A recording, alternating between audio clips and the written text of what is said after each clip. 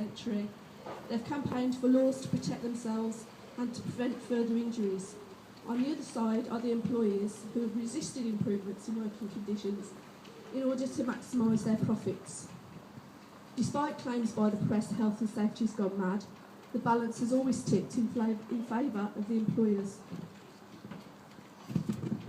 It would be remiss at this event to not spend some time thinking about the events in Bangladesh this week and the collapse of the garment factory on Wednesday.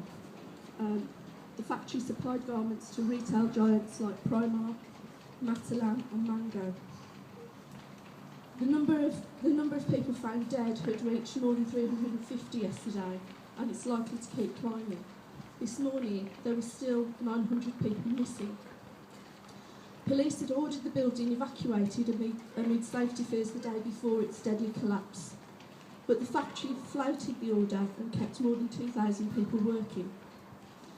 The Bangladesh Garment Manufacturers and Exporters Association had also asked the factories to stop work hours before the collapse, but they did not pay heed. The owner was originally allowed to construct a 5-storey building, but had added another 3 floors illegally. Scottish TUC General Secretary Graham Smith said, "British retailers should be using their purchasing power to drive up health and safety standards. It's not acceptable to blame the desire of consumers for cheap food or clothes as an excuse for the failures that we've witnessed. Sourcing goods from unregulated labour markets can place the lives of workers at risk, and large retail chains could play an important part in delivering safer, healthier working conditions." And I'd like to introduce Ivan Monkton from the Unite NEC, who's going to talk to us about agricultural workers.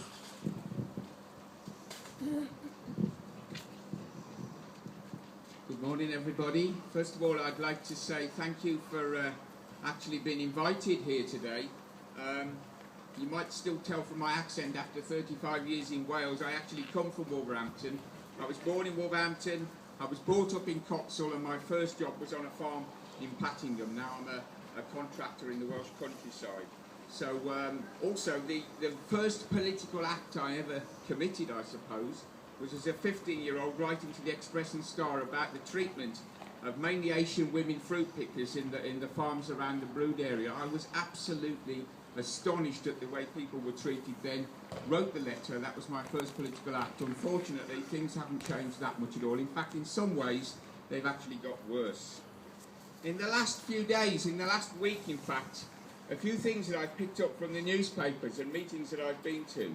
But I don't know how many of you know that Ranjit Singh from Two Sisters, not far from here, was pronounced as one of the richest people in Great Britain, certainly the richest food processor in Great Britain, and you know how he treats his workers and the problems that they've had there in the last few months and the last few years.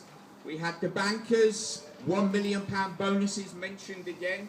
We've already heard about the Bangladeshi garment workers and the collapse of the factory there. And just to put it into perspective, these bankers with their £1 million bonuses, they will get more in a bonus, probably, in 1 year than all of the Bangladeshi garment workers that have been killed have earned in their lifetimes. There's something wrong with society, I think, that allows such things to happen. I also discovered in a meeting a few days ago with some Colombian trade unionists that are over here on a peace mission that the agricultural sector of Colombia, the Fenso Agro Union, 2,500 of their members have been murdered in Colombia since they were formed 30 years ago. 2,500 people murdered. And of course, the main thing I suppose for me is earlier this at the middle of last week, the Agricultural Wages Board was finally abolished in the House of Commons. And there's one thing that connects all of these, and that is the pursuit of profit. Unfortunately, with a capitalist system, the workers are always going to come last. Profits first, lots and lots of money for the rich first. Workers can get the dregs that are left behind, and their livelihoods and their lives indeed suffer. So let me just tell you a little bit about the Agricultural Wages Board. It was the third attempt to abolish the Agricultural Wages Board that we've just seen over the last 12 months. Thatcher attempted to abolish it many years ago, and we fought that off. To their great shame, Labour started to think about abolishing it 10 years ago, and we fought that off. And now this cuddly little Conservative Liberal coalition government decided that they would have a go at it, and unfortunately we've been unable to fight this one off. It all started with a consultation period of 4 weeks.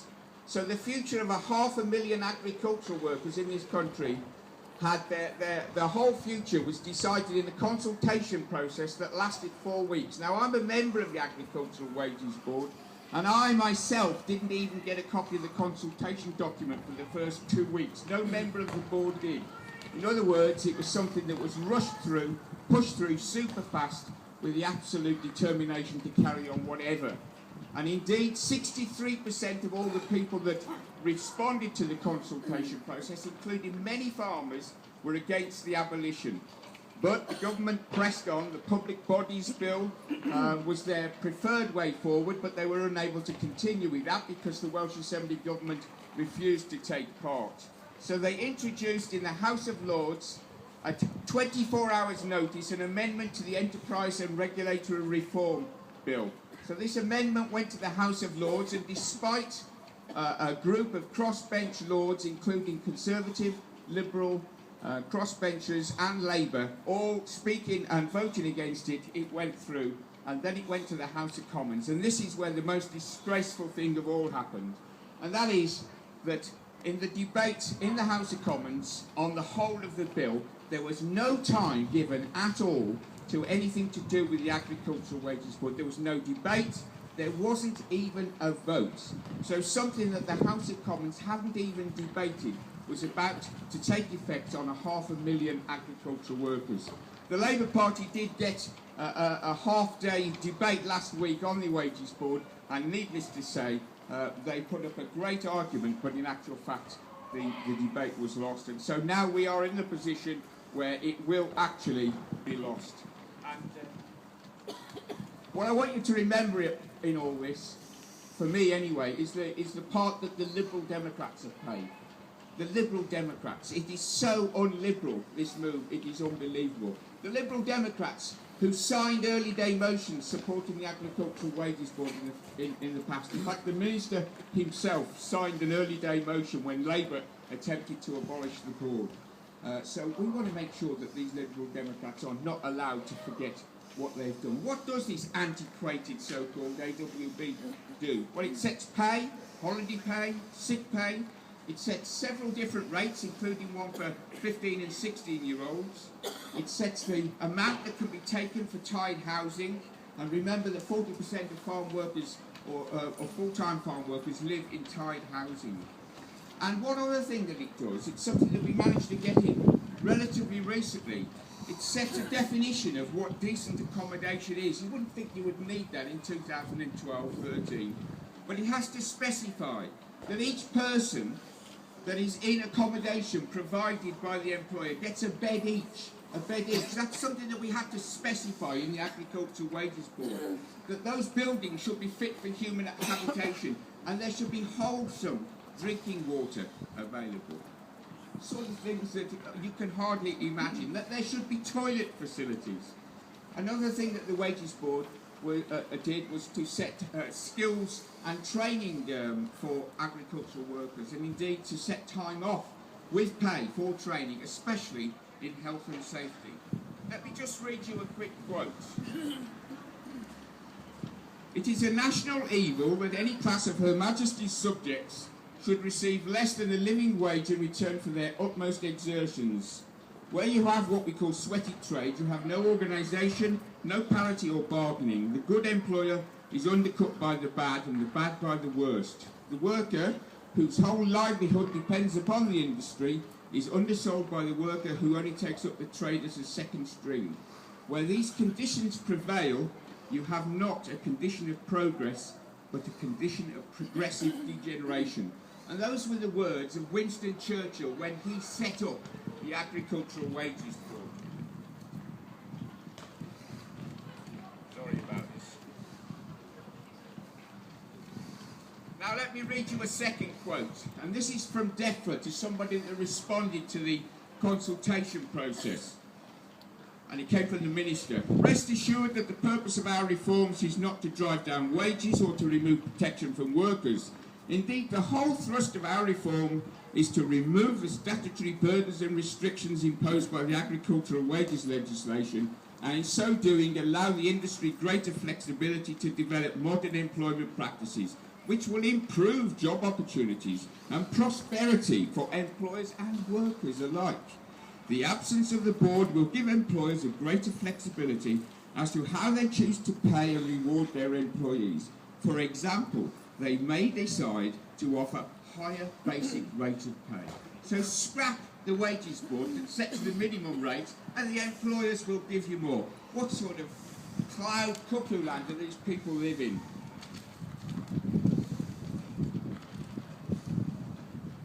DEFRA's own impact assessment said that this move would result in £260 million moving from the employees, directly from the employees to their bosses over 10 years, £26 million a year. And some of those people that will get more money are the Duchy of Cornwall and Lord Vestey, both of whom put in consultation responses saying the board should be scrapped. Now, health and safety in agriculture is a huge concern. Last year, 33 people died in agriculture. Last year, 33 people alone. It is the most dangerous occupation in the country at the moment. Thousands of people were injured. At the same time, agriculture inspections and notices since the Tories came into power have dropped by 40%. 40% less inspections, 40% less notices, 33 people dead. The HSE itself, as I'm sure perhaps other people will say, is under threat. Now we're hearing that even the Gangmasters Licensing Authority that was set up after the appalling death of those cockle pickers in Morecambe Bay is considered to be some sort of regulation that can be watered down. In fact, nowadays we're told, you know, if you want a licence to be a gangmaster, you don't have to be inspected, you just apply for the licence, self-certify that you're a decent sort of bloke and you get the licence. What a wonderful world that we live in. The abolition of the Agricultural Wages Board will make all of these things much worse. It will lead to low skills, it will lead to piecework rates being lowered, and therefore people pushing harder and harder to earn their meagre livings, and it will result in massive amount of tiredness, extra tiredness, because the amount of overtime that will be required at normal rates, of course, rather than overtime rates, to keep pace with the cost of living.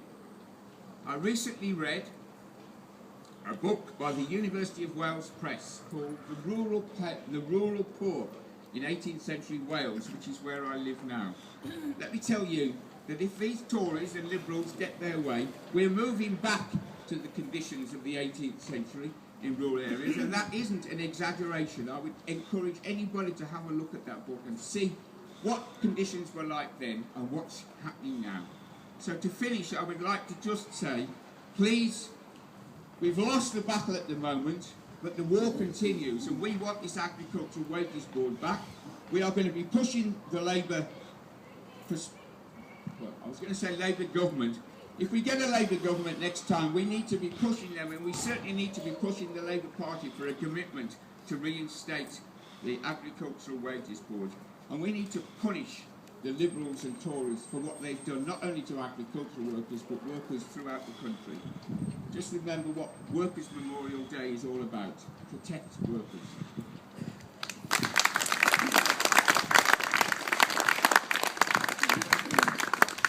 Thank you, Ivan.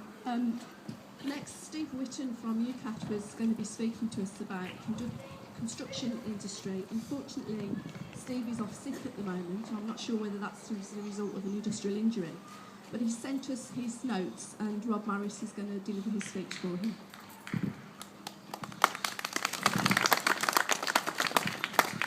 Brothers and sisters, on behalf of the Construction Union UCAT and Steve Whitten, once again, construction recorded the highest fatalities of any industry in 2012, with 49 deaths. That was even above agriculture, and this is not a competition, I know, it's just how shocking The state can be above agriculture at 33 and waste and recycling at 5 deaths. Across the whole UK economy, 173 workers were killed in 2012. Britain does continue at the moment to have one of the lowest levels of workplace fatal injuries in Europe, part of a long-term downward trend. This is down to the work of trade union movement. Union workplaces are safer workplaces. But this government is busy dismantling health and safety legislation and work. One of the great achievements of the third Harold Wilson government in 1974 was the Health and Safety at Work Act. This government has just repealed Section 47, which places strict liability on employers for certain offences. They called that a burden on business. We call it a burden on employees who will die. Because we must not forget those whose lives are cut short. They're not just statistics. Every single one of these deaths will have caused terrible grief and anguish for family and friends, as well as for their workmates and colleagues. That's the tragedy of health and safety failures, and that's the incipient tragedy of this government dismantling protection for workers at their workplaces. Keep remembering the dead and continue to fight for all the living. Thank you.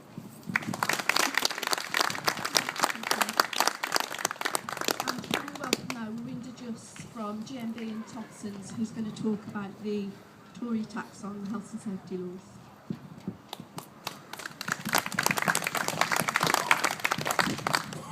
Thank you for inviting me once again to speak to you this afternoon. Today we are again remembering the dead and fighting for the living. And how do we fight for the living? We campaign for better health and safety in the workplaces, and we try and ensure that where employers have breached health and safety duties, that they pay the proper penalties and they pay out compensation where workers have been killed or injured at work. I've spent the last 22 years of my life trying to get compensation for people injured at work. And comrades, if I can be a bit cynical, it almost seems to me that the Tories knew that Margaret Thatcher was going to die this year because they wanted her back in the news. To say that, look, Margaret Thatcher might have destroyed whole working class communities, she might have tried to destroy the trade union movement in its entirety, but what we're going to do is we're going to go further. Many of you would have heard about the Jackson reforms, where it's made really difficult for workers to have access to justice where there are injuries and deaths at work. The Tories have tried to destroy the trade union legal services, but as Rob mentioned before me, what they want to do now is to take us back to Victorian times as far as health and safety is concerned. Since 1898, it's been known, it's been acknowledged that anybody injured or killed at work can rely on a statutory breach of the employers to claim compensation. The amendment to Section 47 of the Health and Safety Act, which has been brought in by the Enterprise and Regulatory Reform Bill, says that it's no longer possible to rely on a statutory breach to claim compensation. Now, the Tories commissioned somebody called Professor Lofsted to carry out a review of health and safety law. And this is a person who has very little knowledge of health and safety law in this country.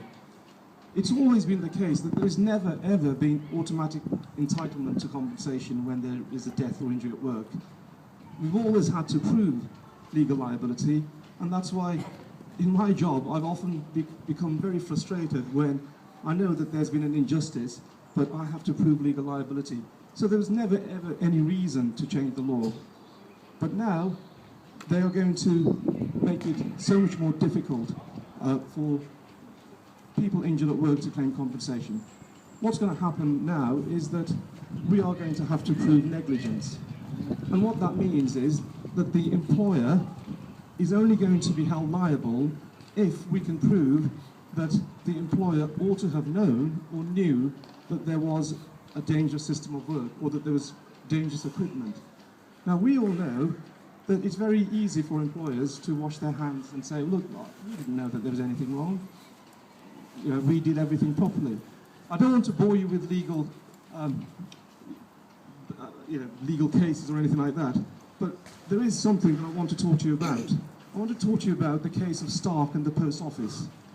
Now, this is a House of Lords decision where Mr. Stark was a postman doing his ordinary job of work, riding his bike, posting letters, and his bike collapses. There's something wrong with the bike, he falls, and he sustains quite serious injuries. The courts say there's no negligence. The employers didn't know that there was anything wrong with the bike. Even if they had inspected the bike, they wouldn't have found any defect. But what we have at this moment is we have health and safety regulations that have been brought in by European directives. And one of those health and safety regulations is the provision and use of work equipment regulations, which says that the employers have to make sure that work equipment is properly maintained and in good repair and efficient working order.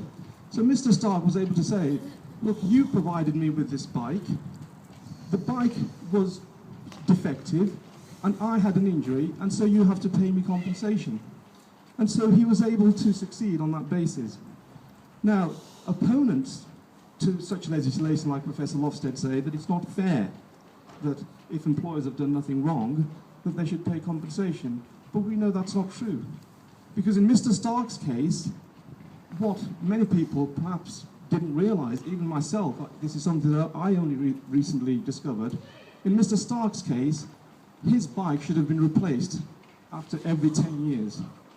The bike should have been replaced after 10 years, but the employer said, well, the bike looks okay to us, let's save a bit of money, and let's not replace the bike. So they kept him with the same bike for 14 years, and that's why it collapsed.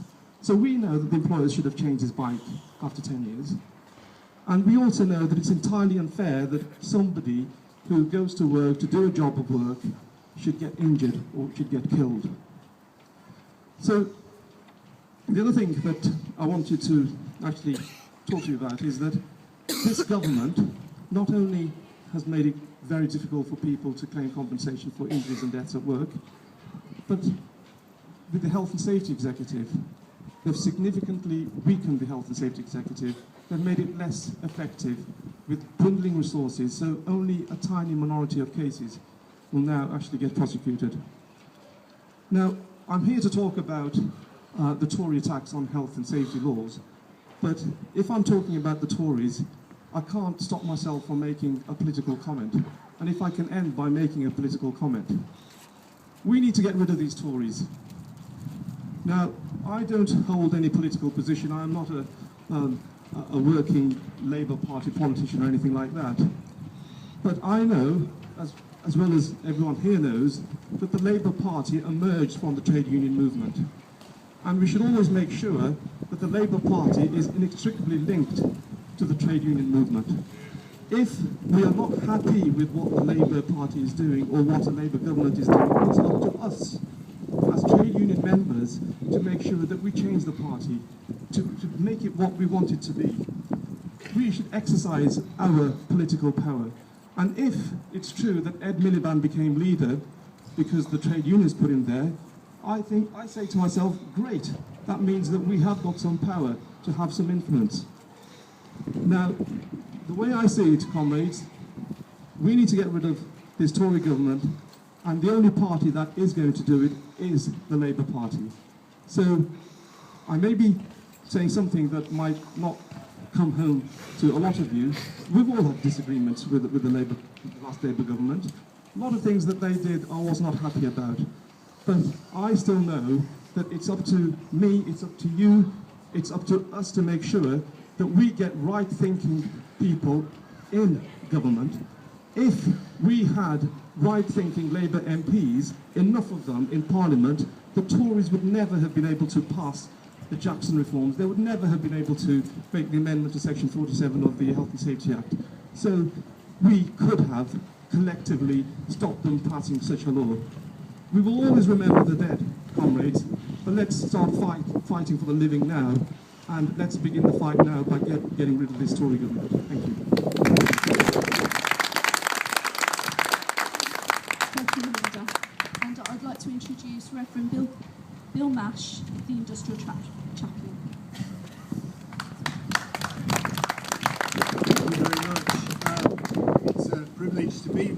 today. I represent a team of industrial chaplains who go into various workplaces around the Black Country, often fulfilling the role of the welfare department that companies used to have, picking up on people's issues and concerns as a listening ear and sometimes as a critical friend.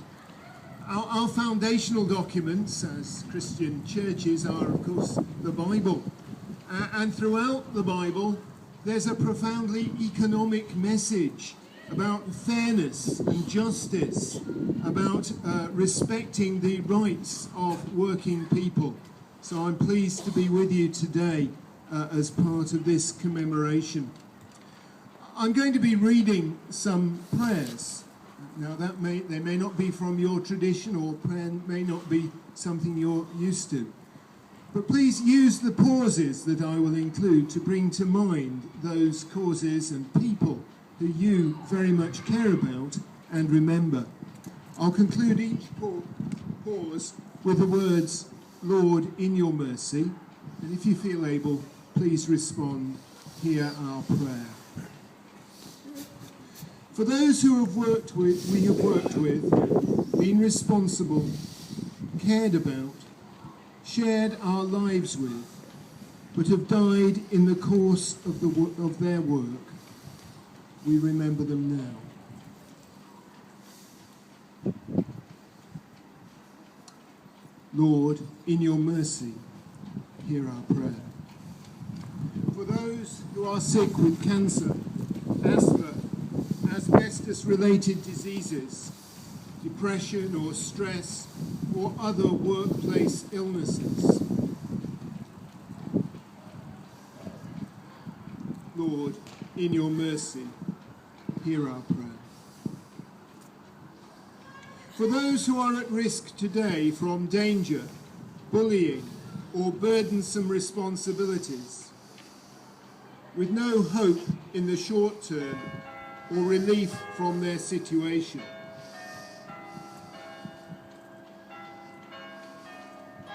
Lord, in your mercy, hear our prayer.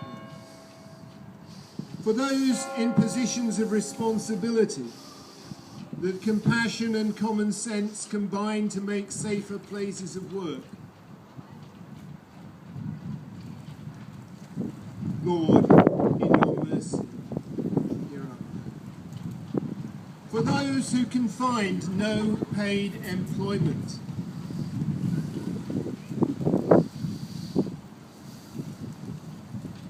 Lord, in your mercy, hear our prayer. For those who fight or who have fought for justice in the workplace, giving thanks for their lives and for those who grieve loved ones, Lord, in your mercy, hear our prayer. For those in Syria, Iraq, Afghanistan, or elsewhere in the world where everyday lives are in danger, especially thinking of those people in Dakar in that dreadful disaster. Lord, in your mercy, hear our prayer. The family prayer of the Christian Church puts before us a vision of God's kingdom coming. And that certainly includes fairness, equality, and justice for all. I'll read the traditional words of that prayer, and if you feel able, please join with me. Our Father, which art in heaven, hallowed be thy name.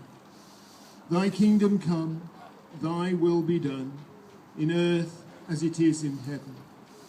Give us this day our daily bread, and forgive us our trespasses, as we forgive those who trespass against us. And lead us not into temptation, but deliver us from evil. For thine is the kingdom, the power, and the glory, forever and ever. Amen. Thank you.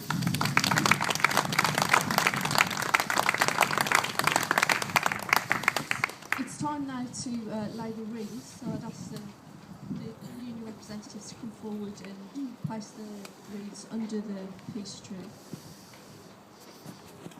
And while that's happening, I'll just mention that the flags are flown at half-mast today, and thank Wolverhampton Council for arranging that.